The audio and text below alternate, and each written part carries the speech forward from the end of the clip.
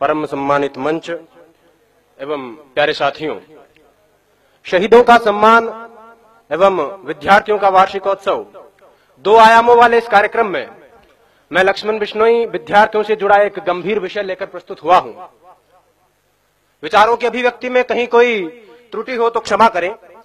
मान्यवर, भीगती मसों और फूलती नसों के दिनों में अपने घर से सैकड़ों किलोमीटर दूर एक छोटे से 10 बाई 10 के कमरे में निपट अकेला बैठकर रो रहा एक किशोर अपने मन मस्तिष्क में चल रहे झंझावातों चक्रवातों को झेल रहा होता है, अपनी मनस्थिति को कोस रहा होता है।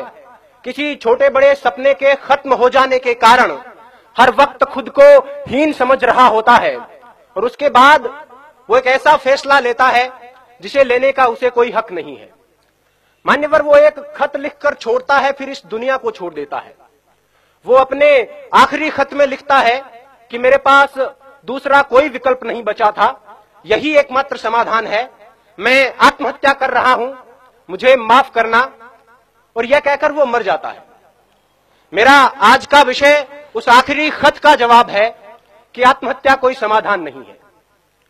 मान्यवर, सोचिए, जरा सोचिए, किसी कमरे में एक पंखे से एक रस्सी बंधी हुई है, उस पर एक लड़का लटक रहा है, उसके निर्जीव शरीर के निर्बल और शक्तिहीन हाथ पैर हवा में झूल रहे हैं, आंखें फटी हुई है, गर्दन की नसें टूट चुकी है और गालों पर आंसू की कुछ बूंदें सूखकर जमी हुई है। मान्यवर, वो लड़का एक बार के लिए तो मर गया, लेकिन उसकी फटी हुई आंखें उसकी मां का फटा हुआ कलेजा बनकर जिंदा रहेंगी। उसकी गर्दन की टूटी हुई नसें उसके बाप के दिल के टूटे हुए वो तार बनेंगी जो अब कभी झंकृत नहीं होंगे। गालों पर सूख चुके आंसू के बूंदें उसकी बहन की आंखों से हरदम बहा करेंगी और उस निर्जीव शरीर के निर्बल और शक्तिहीन हाथ पैर जो हवा में झूल रहे हैं उसके भाई की हिम्मत को जिंदगी भर तोड़ा करेंगे। और एक अल्पकालीन आवेश के कारण लिया गया उसका यह निष्ठुर निर्णय उसके जैसे लाखों युवाओं को इस तथा कथित समाधान के लिए प्रेरित करेगा। मान्यवर, यह कैसा हल है? यह कैसा हल है जिसमें अपनों का बर्बाद होता हुआ कल है। खुदकुशी करने वाला इंसान खुद तो एक बार मर जाता है, लेकिन उसके यार दोस्त, उसके घर परिवार के लोग, उसके रिश्ते नाते के लोग बार बार मरा करते हैं। वो हर वक्त खुद को अपराधी समझते हैं और इस संतरास के कारण वो जीते जी मरे हुए के समान होते हैं।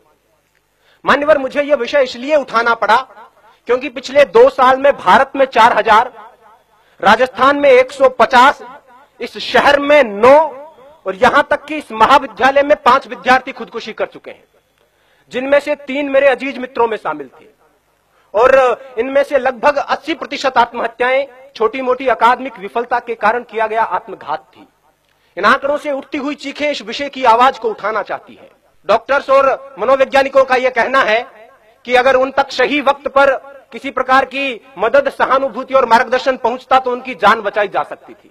आंकड़ों का स्पष्ट मानना है कि 10 में से 8 आत्महत्याएं स्पष्ट संकेतों के बाद होती है।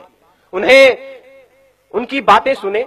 हमारे आसपास में हमारा यह नैतिक दायित्व बनता है कि जो हमारे आसपास में मानसिक तनाव से, मानसिक दबाव से ग्रसित लोग हैं, उनकी बातें सुने, उन पर विश्वास जताएं, उनकी हिम्मत बढ़ाएं। आत्महत्या मनचाही मौत नहीं है, यह अनचाही मौत है। मरना उन्हें भी अच्छा नहीं लगता, लेकिन घबराकर एक क्षणिक आवेश में यह निर्णय ले लिया जाता है। उन्हें यह बताएं कि यह कोई समाधान नहीं है। अब तो घबराकर यह कहते हैं कि मर जाएंगे, मरकर भी चैन नहीं मिला तो किधर जाएंगे। सही वक्त पर उन तक पहुंचाया गया मानसिक प्रोत्साहन उनकी जान बचा सकता है। जो खुदकुशी करना चाहते हैं उनके लिए मेरा यही संदेश है कि जब कभी यह लगने लगे कि अब तो बस आत्महत्या ही एकमात्र उपाय है, खुदकुशी ही एकमात्र समाधान है, तब अपनी आंखें बंद करके अपनी भविष्य दृष्टा कल्पना शक्ति से अपनी मौत का मंजर देखिए। अगर सफेद कफन ओढ़कर जमीन पर पड़ी अपनी लाश के पास शुद्ध बुद्ध खोकर बेहोश हो चुके अपने मां बाप, रोती कलपती बहनें और दहाड़े मारकर चीखता भाई नजर आ जाता है तो उनके होठों के तबस्सुम को अपने जीने का बहाना बना लेना। अपने शोक, अपने सपने जो आपकी मौत के साथ किसी और मायने में पूरे हो रहे हैं, उन्हें पूरे करने को अपने जीने का बहाना बना लेना। अपनी कला को विस्तार देने को, आगे के जीवन को निहार लेने को, दूसरों को उपकार देने को कोई भी बहाना बना लेना। जीने के बहाने लाखों हैं। अगर फिर भी कोई बहाना ना मिले तो जैसे बचपन में मास्टर जी की मार से बचने के लिए कोई बहाना गढ़ लिया करते थे, इस बार मौत से बचने के लिए बहाना गढ़ लीजिए, लेकिन मरिए मत। और वैसे भी अकादमिक विफलता कोई विफलता नहीं होती। विश्व नायक माने जाने वाले लोग कभी अपने अकादमिक क्षेत्र में सफल नहीं हो पाए थे। जिंदगी यहीं तक नहीं है, सफलता का पैमाना सिर्फ यही नहीं है। Mahatma Gandhi, Gurudev Rabindranath Tagore, Thomas Alva Edison, Newton, Steven Spielberg, Mark Zuckerberg, Sachin Tendulkar, Bill Gates अपनी स्कूल कॉलेज की परीक्षाओं में कभी सफल नहीं रहे थे, लेकिन जीवन में अपने अपने क्षेत्र में उत्कर्ष तक पहुंचे, पराकाष्ठाओं तक पहुंचे। अतः छोटी मोटी विफलताओं को दिल से न लगाएं, छोटे मोटे सपनों के पीछे जीवन बर्बाद न करें। गोपाल दास नीरज जी की पंक्तियां हैं कि छिप छिप अश्रु बहाने वालों, छिप छिप अश्रु बहाने वालों, मोती व्यर्थ लुटाने वालों, कुछ सपनों के मर जाने से जीवन नहीं मरा करता है। सपना क्या है?